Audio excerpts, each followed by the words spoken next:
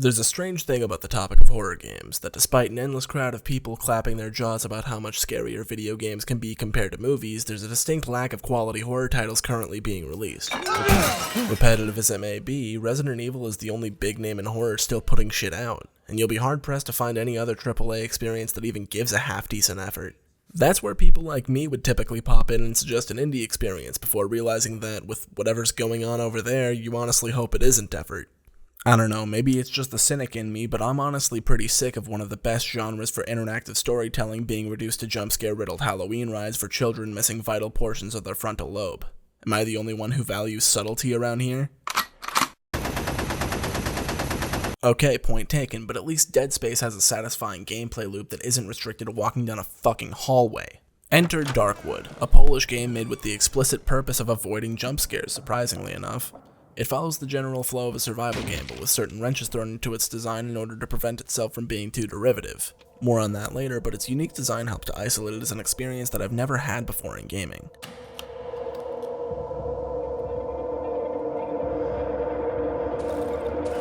It takes place in an abandoned forest in Poland, where the woods have been steadily growing over active roads, houses, and even entire cities. Attempts to cut down the trees grown result in them simply growing faster, and it served to isolate this 80s society into very small respective groups. Now the forest is ready to fuck with some heads, so grab your power drill and see if you're man enough to take this wood.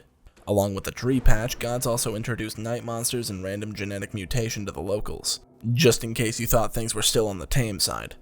Nobody really even knows what causes these mutations to begin with. It may come from the air, but that's only judging by the fact that the only two characters seen wearing gas masks in the game have no visible alterations.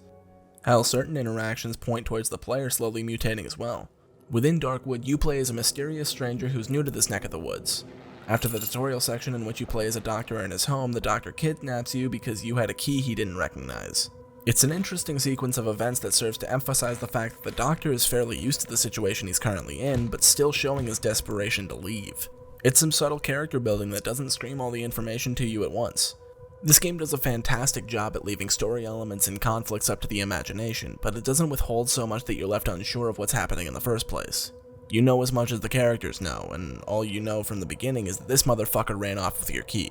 As you play, your scope of the world will expand at the same pace as the main characters through the gameplay. Darkwood follows the bare-bones basics of what a survival game attempts to achieve. Scavenge for materials and consumables, build up your arsenal, explore places that give you bigger stockpiles of resources.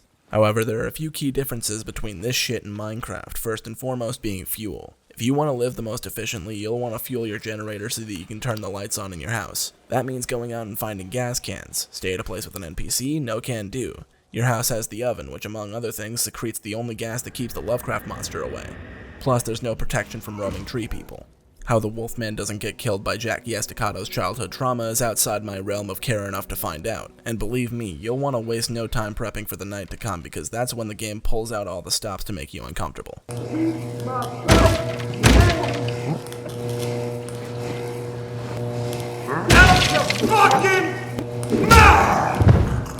As well as this, there's no thirst or hunger bar. You could stand in a corner for days on end and you won't starve to death. You'll just be eaten by mutants, roaches, and that banshee thing. Instead of thirst and hunger, you just have your health and stamina bars. What consumables do you collect then? Well, certain foods can be eaten for health or traded for reputation. As well as this, you need mushrooms and other meats taken from enemies to cook at your oven. Cooking fills a used heroin needle that, when full, allows you to overdose and hallucinate about churches and how fucked up your situation is. Also, you get a skill. Pretty much everything else you collect in the game either boils down to fuel, wood, weapons, or upgrade materials. And you best be ready to buckle up and get looking because nothing respawns here. You can't rely on a single patch of trees to get all your wood. You'll have to go and find lumber mills, abandoned houses, junked up tanks, etc. Once you exhaust one area of its materials, you'd better be ready to find somewhere else or you'll be picking bits of your own spine out of the drywall. It's a genius way to constantly push the player to explore, because the only way to survive each night is to push further into the unknown. This makes advancing the plot almost a requirement for the player to survive, especially since the game is intertwined finding your stolen key and helping out the NPCs you meet throughout. For example, after some time getting acquainted, Wolfman wants you to feed him this lady's daughter. You might not want to do it, but at the same time, he's the only one who really seems to know the shit you need to know. That and you might already be on thin ice with the villagers, so you might just do it.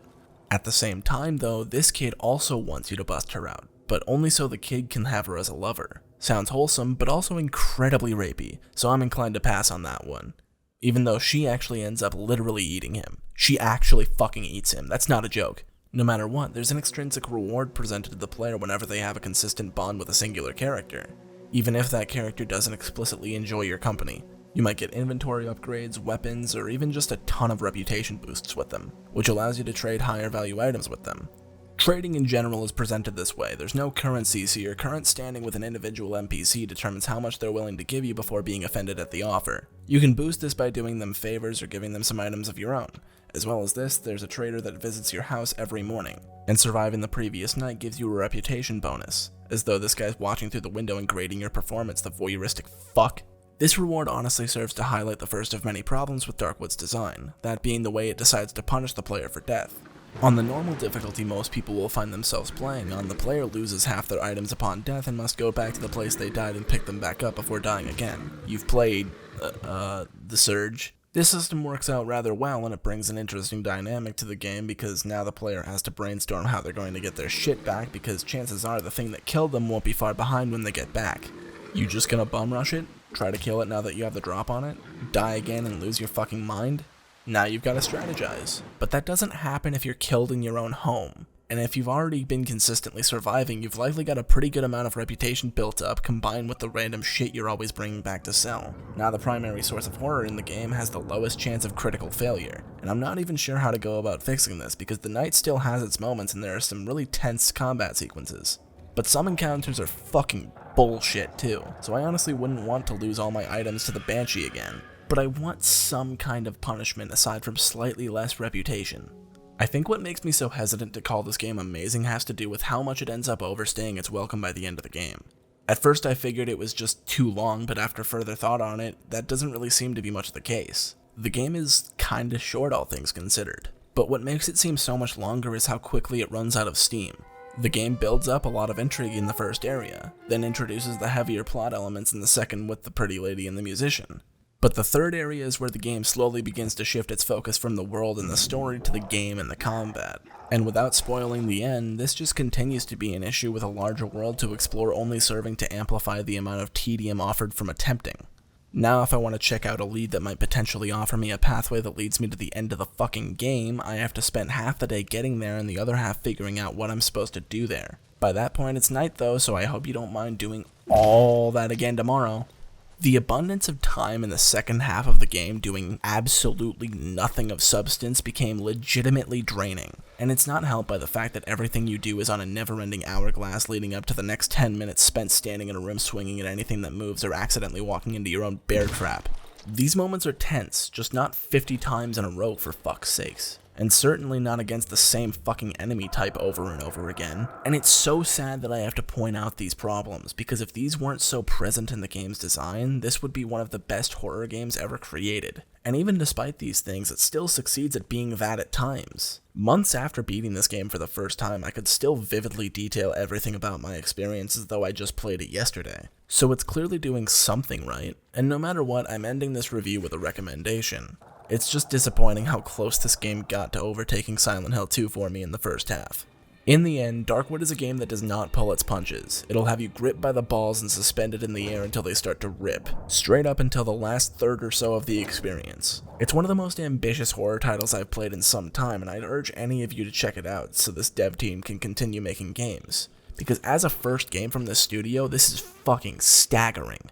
I didn't think Poland contained heads as fucked up as these, and I think they're due to give us another experience. Maybe it could be a psychological horror about a geriatric plastic demon from ancient times consecutively hurling explosives at your next door neighbor. Who knows, I don't make the ideas, I just critique them.